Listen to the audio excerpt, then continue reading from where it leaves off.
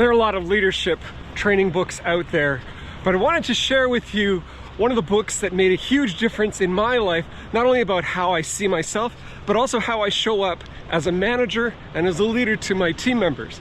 And that is Quiet by Susan Cain.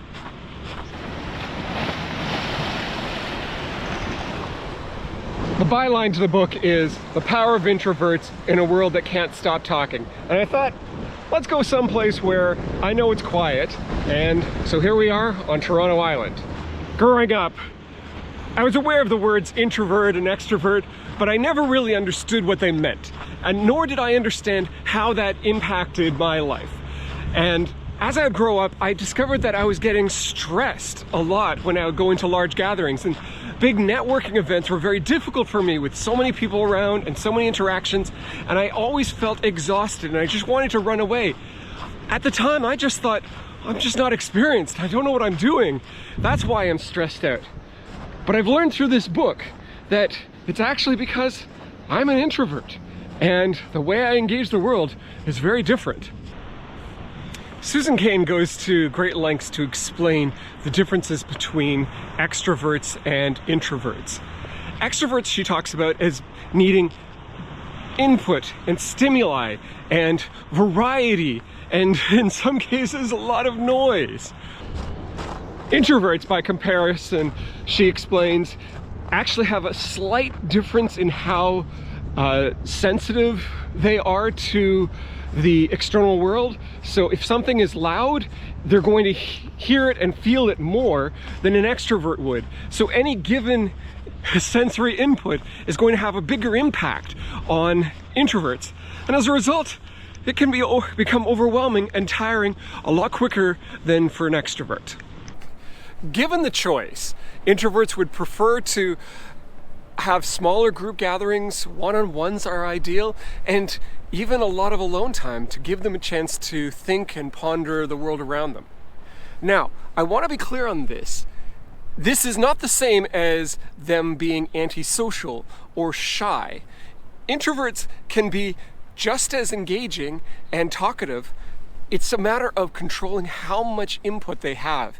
It's easier to control that when you're only having a one-on-one conversation versus trying to jump into a mosh pit and get along with everyone.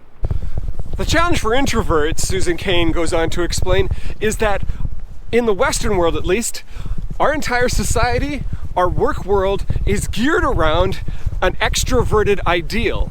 The sense that our offices are often open concept, allowing for lots of people to interact with each other, which is great. It is true, that's a great way of sharing ideas and making new connections. The challenge is that this is actually counterproductive to a lot of introverts who would really just want to be left alone so they can concentrate on their work and focus on what they do best. Having to defend themselves against all the stimuli around them creates a very stressful environment and doesn't allow them to be their best. This means that introverts are intimately familiar with the extroverted world and what is required to be an extrovert. And so, can they go out and do the networking? Sure. Can they go out to a party and have fun with everyone else? Sure. If you're an extrovert, you may not even realize you're talking to an introvert. But the difference is that an extrovert, I had to jump over a gap there. An extrovert could keep that up all day long. An introvert is going to get exhausted and will need to either go someplace quiet or have a nap.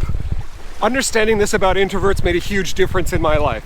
It suddenly made me realize why I was getting stressed all the time, and it allowed me the opportunity to start doing something different. I could then pace myself. I could then, observe when I was getting tired and overwhelmed, and thus ask for what I want and pull myself out away from situations that were just overwhelming to me. And as a result, my life improved dramatically because suddenly I was now living more aligned with where my natural tendencies were, and it allowed me to be much more effective personally. But it also helped me be a better manager at the same time. How does that make me a better manager? Well, consider this. I am now familiar with not only how extroverts function in the world and what they need, but I'm now also familiar with what introverts need, and I can recognize introverts on my own team. I'm now able to then manage the meetings that we have. I'm able to plan events that are now inclusive of both an introverted perspective and an extroverted perspective. It meant that I have the ability to see both sides. And I think extroverts, when they live in an extroverted world, are not required to understand what an introverted world is like and what an introvert needs. And so the challenge for extroverts is that they may not be understanding that their solutions, their ways of approaching problems, may not be as inclusive as they hope they will be. Just to pick up on my last point, I want to make sure I'm speaking to my extroverted people out there. This is not to say that you're a bad manager, not in the slightest. There are a lot of amazing extroverted managers. All I'm saying is that there is an opportunity to pay attention to the needs of all your employees, and not everyone is going to respond to an extroverted solution to a problem. So just be open to the fact that there may be differences in our approach, but you're not a bad manager if you're an extrovert. All right, so are you an introvert, or do you know an introvert and you'd like to understand them better or understand yourself better?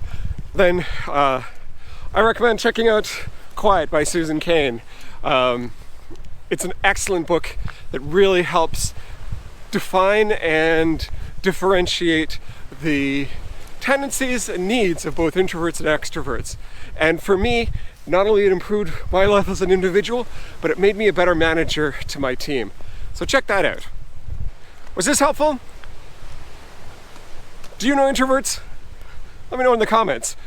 And let me also know, is there any other book that you would like me to read, or any book that you would recommend that leaders need to be looking at?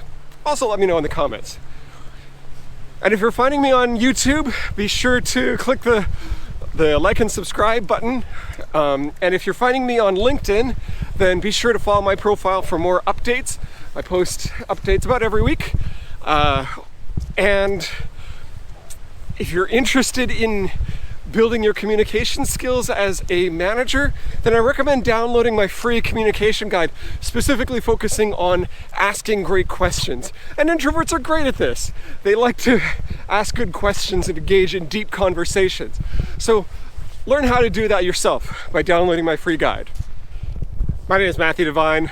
I'm a management and leadership coach based here in Toronto, Canada, and also an introvert. And I support new engineering managers develop engaging, effective teams and inspired teams. So, until next time, let's get to work.